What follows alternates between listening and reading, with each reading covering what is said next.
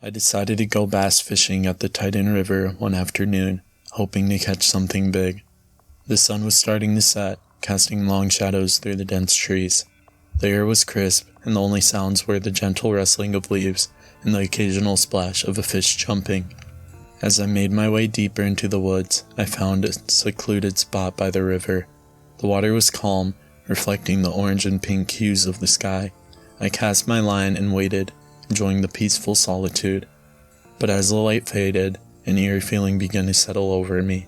The woods grew darker, and the usual sounds of nature seemed to vanish. I heard a snap of a twig behind me. I turned quickly, but saw nothing. My heart started to race. I told myself it was just an animal, maybe a deer, but then I heard it again, closer this time. Then I heard a low, guttural growl that sent chills down my spine. I slowly backed away from the river, keeping my eyes on the darkening forest. Then a foul smell hit me like copper and death. It was overwhelming, and it made me gag. Suddenly, a figure emerged from the shadows. It was tall and gaunt, with eyes that glowed like embers in the dim light. Its skin was pale and stretched tight over its bones. It moved with an unnatural grace. I knew instantly what it was. A Wendigo. Panic surged through me. I turned and ran, branches whipping at my face and arms. I could hear the Wendigo behind me, its footsteps light but relentless. I stumbled and fell, my fishing gear scattering all around me. Desperation took over as I scrambled to my feet, but the Wendigo was already upon me. It grabbed at me with long, skeletal fingers, its cold grip unyielding. I could feel its breath on my neck, hot and rancid. I struggled, but it was no use. Just when I thought it was the end, I remembered the flare gun on my side. I managed to grab it, and I fired. The bright light and heat made the Wendigo recoil, giving me enough time to break free and run. I didn't stop running until I reached my car, and I jumped in and sped away, my heart pounding. I survived, but I'll never forget the glowing eyes and the smell of that copper and death. When I finally got home, I locked all the doors and windows, still shaking from the encounter. I tried to calm myself down, but every little noise made me jump. I couldn't sleep that night, the image of the Wendigo haunting my thoughts. I knew I had to tell someone, but who would believe me? The woods, once my peaceful escaping for fishing, now felt like a place I could never return to. The next morning, I decided to do some research on Wendigos. I found countless of stories and legends, each more terrifying than the last. I realized how lucky I was to have survived that encounter. Determined to not let fear control me, I vowed to return to the woods one day, better prepared and more cautious. But for now, I needed to recover from the trauma and find solace in the fact that I have lived to tell the tale. I also reached out to my native uncle to share what had happened. He listened intently and then shared some ancestral wisdom and rituals to protect myself from such entities. His guidance and reassurance provided a sense of peace and a plan for any future encounters.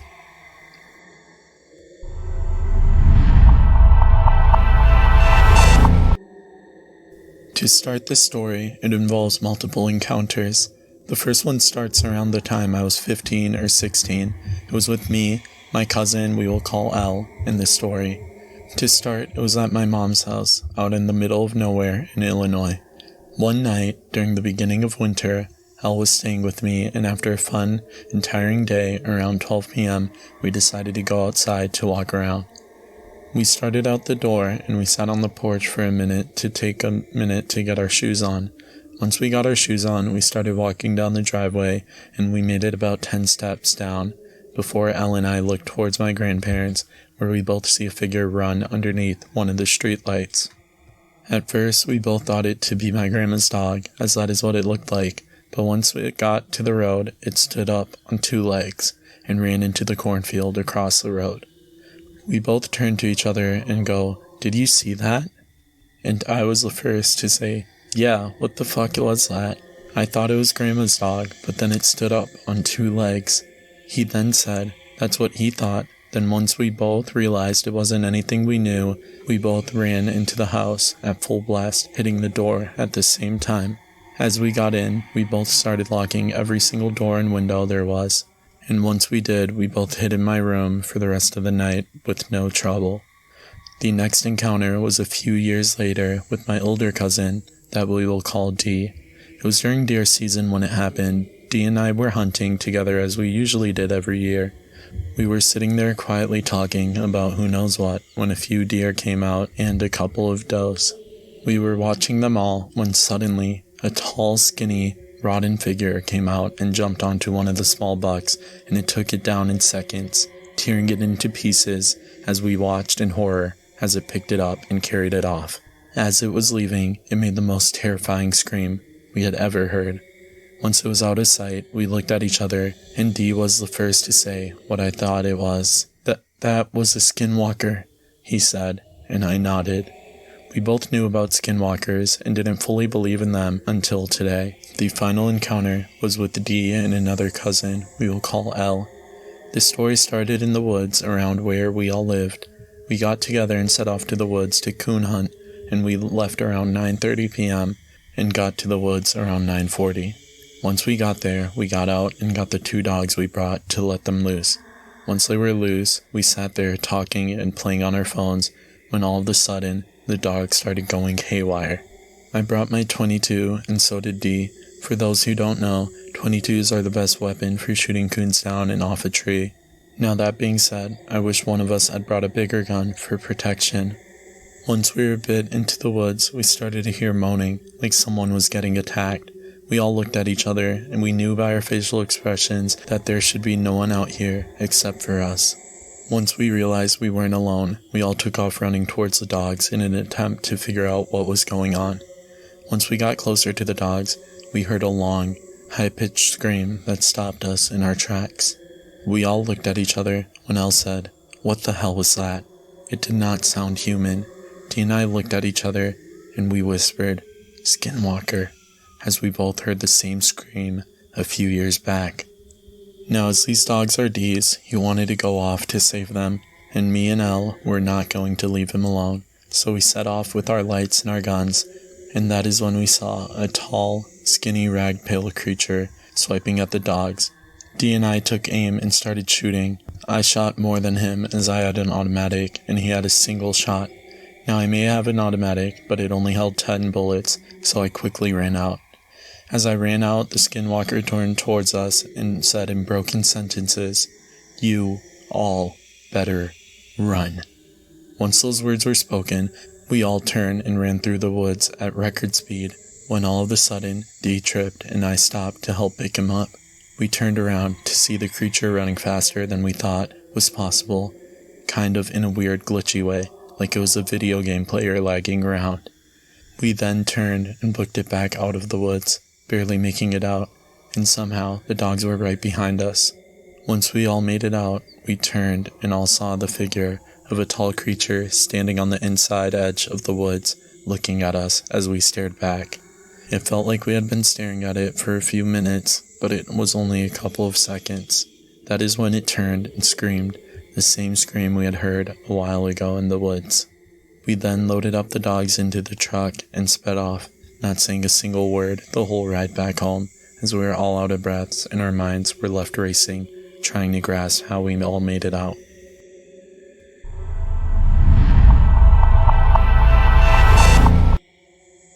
This story takes place in Idaho when I was about 6 years old. I'm in my 30s now, and I still talk to my parents about my encounter. My family of 4 lived in a new house on the outskirts of a cornfield. I had an adorable carousel-themed bedroom with mint-colored walls and elegant horse wallpaper. I'm not talking about the creepy, old-time carousel horses you see at the fair where the horses look like they are screaming in fear. If you had seen my room, you would have thought it was adorable and happy. Like your typical 6-year-old, I was afraid of the dark and had a nightlight near my closet in the corner of my room. My dad snores very loudly and would keep my mom up at night, and during the week, they would sleep in separate rooms so they could both get enough rest for work. My dad teases my mom that she is such a light sleeper and that she can hear cells divide. Nothing seemed odd that night.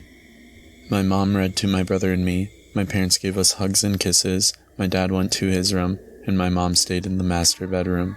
She always kept her door open in case my brother and I needed her during the night, and we all fell asleep. I woke up in the middle of the night I didn't have a clock in my room, but the house was silent and dark. My trusty nightlight comforted me with its cheery light, and as I turned over to look at it, standing next to my nightlight, in front of the closet, were 3 figures. I froze. They were of different heights, but all very thin. It is hard to describe the exact color since it was dark, but I believe they were a mottled light gray. They had long arms and fingers that reached to their knees. Their stomachs were concaved, and their rib cages were very slender. Their eyes is what, to this day, still disturbs me. Their eyes were massive, shiny and black, just watching me. They had no nose that I could see, and a small mouth. They did not once make a noise. I don't know how long I stayed frozen in bed, too afraid to move, but I finally crawled out of bed. I slowly walked to my door, never taking my eyes off of them, and went to my mom's room across the hall. The entire time I walked to my mom's room, they watched, turning their heads slowly, watching me with their wet, black eyes. When I got to my mom, I woke her up and said, "Mom, there are aliens in my room. Can I sleep with you?" She sleepily said, "Of course." I don't think she had realized what I had said, or she chalked it up as a bad dream, because she didn't ask any questions and fell right back asleep. I got into bed with her and waited. I was snuggling up with my mom, my face buried in the covers. I felt safer knowing she was there. When I got the courage, I peeked around the room. There, standing next to my dad's dressers, were the aliens.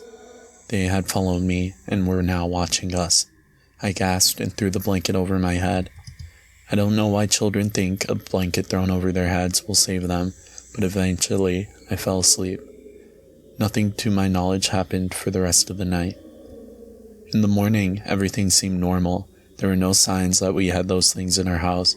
I told my parents what I saw, and I felt like they believed me. I don't know why I didn't wake my mom to show her. Maybe it was for the best. Who knows what they would have done if my mom saw them.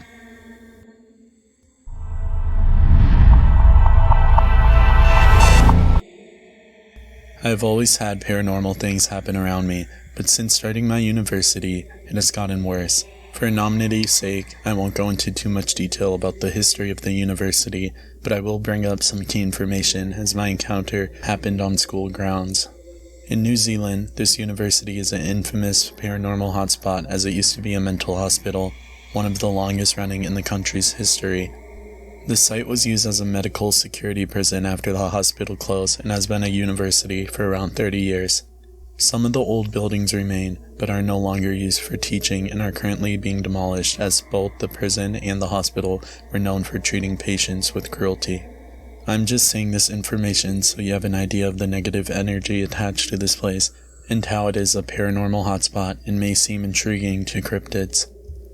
It was the early hours of the morning and only a few beams of light were on the horizon from the morning sun. I wanted to relax, so I walked across campus to a creek hidden among some native bush. The creek was close to the motorway and some busy streets, but the cars just caused a quiet hum. It was peaceful just sitting there on the grass bank and listening to the dawn choir of birds. I was watching the algae float on the creek and searching for fish in the water. I suddenly felt like someone was watching me. Goosebumps prickled on my skin and I felt freezing cold even though it was a very warm autumn.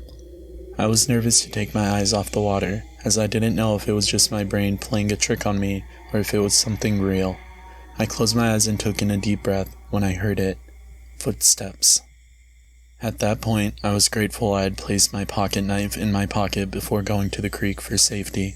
Not that it could help if anything seriously went wrong, just might scare someone enough for me to get to safety. I heard a splash in the creek opposite me, causing me to subconsciously open my eyes. There, in front of me, stood a friend. His face was wrong and smile was uncanny. He was also supposed to be on the other side of the country and definitely didn't have enough money to travel to surprise me, and if so, wouldn't have been able to keep it to himself. The thing in front of me was not my friend. I stood up quickly and began to slowly step backwards, keeping my eyes trained on this thing. It began to move its mouth like it was talking to me, but no words came out. Its mouth was pitch black though, and seemed to absorb all the light the rising sun was giving off. "Go away," I remember saying to it in a shaky voice, yet as stern as I could muster, which just made the creature's smile grow as it began to laugh. The laugh was high-pitched, yet deep and guttural. It seemed to be echoing in my head and not traveling through my ears. I began to shake my head, whispering, "No, no, no," as the laughs continued. It took a step forward, further into the creek, and closer to me. Instinctively, I took a few steps back and hit a tree behind me. The laughter grew and it began to take more steps, and I stood there, too afraid to move. The creature stopped only a few meters away and twisted its head down so the back of it was against its chest, and its eyes still pointed at me. Its fingers began to grow longer, and finally, the laughter stopped. Thankfully, I heard chatter as two people walked down the path to the creek. I turned my head to look at them, and they gave me a confused look. I looked back at the creek, and the creature was gone. In its place was an eel at the water's edge. I stepped closer to it to grab my bag, and it opened its mouth to the same black void that I saw in the creature pretending to be my friend. This happened earlier this year, and since then, I haven't been able to find any true explanation for it. The creature resembled nothing known in New Zealand's myths and folklore, and I haven't been able to find anyone with a similar experience online who are in the same country.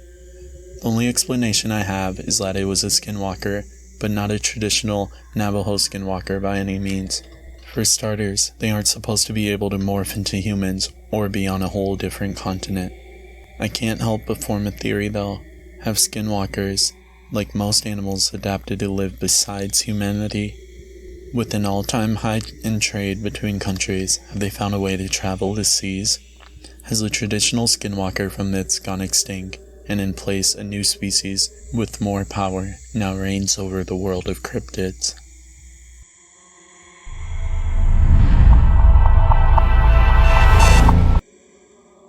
I was originally born and raised in Mexico, in between two cities more than 2 hours away in both directions.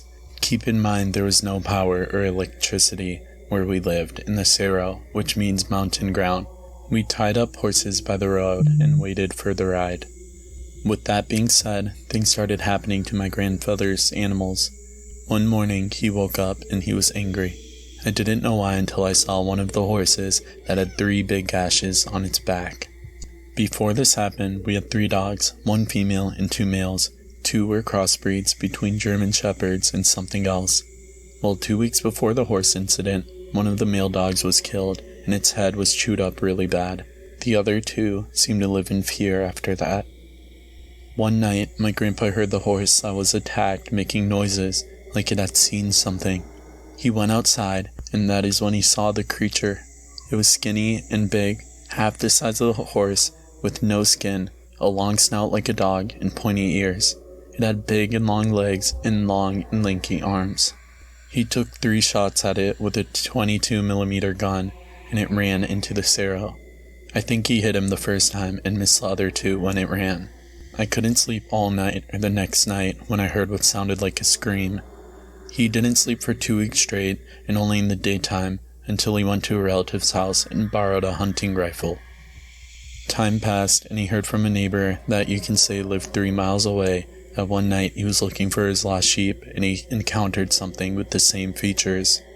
Our neighbors said the creature chased him, but since he was on his horse, it did not catch up.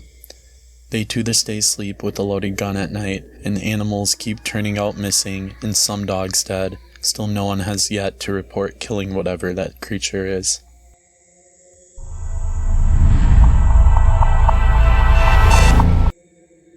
This is a story my friend told me, so I don't have perfect details.